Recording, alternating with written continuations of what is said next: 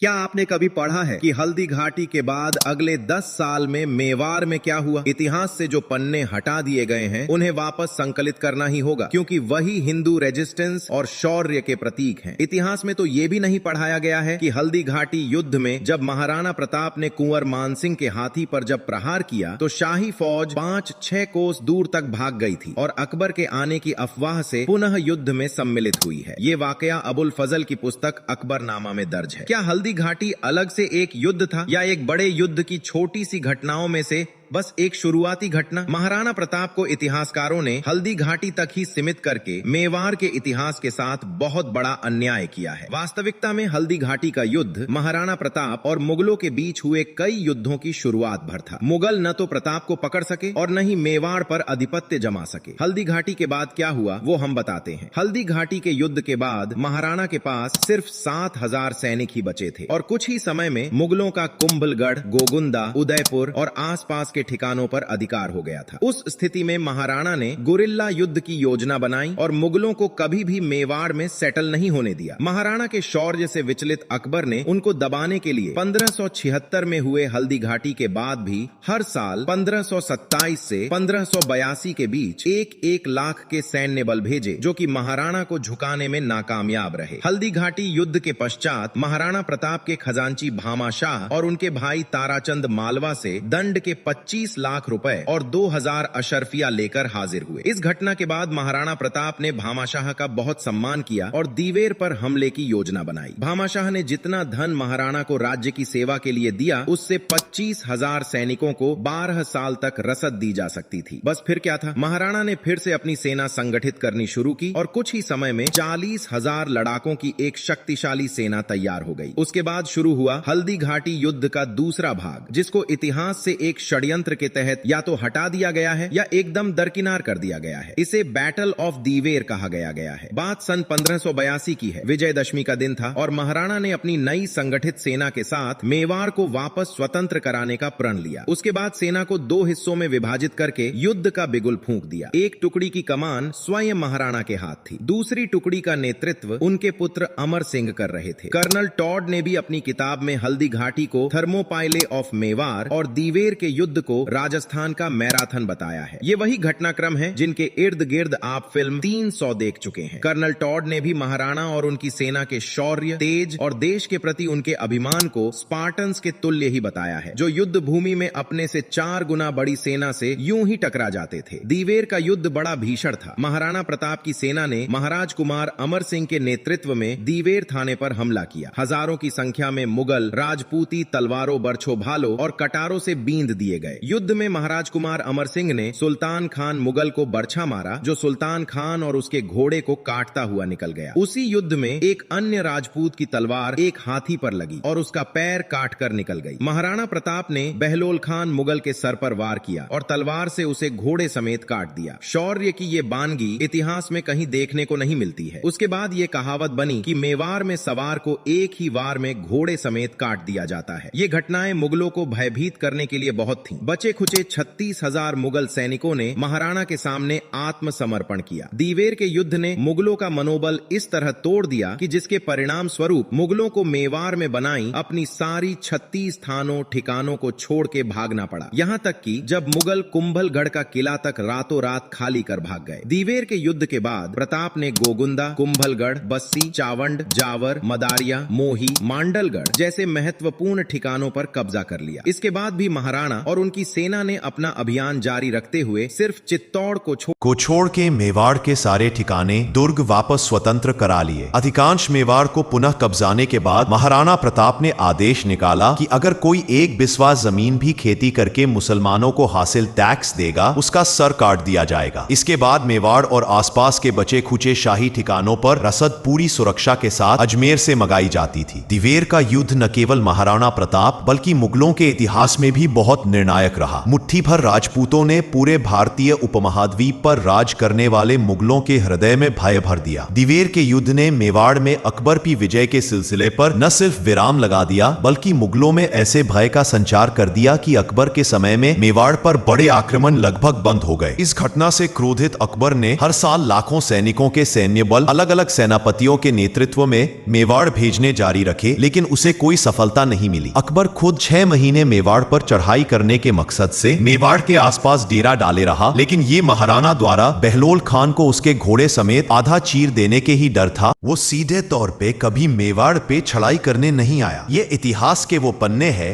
जिनको दरबारी इतिहासकारों ने जानबूझकर पाठ्यक्रम से गायब कर दिया है, जिन्हें अब वापस करने का प्रयास किया जा रहा है।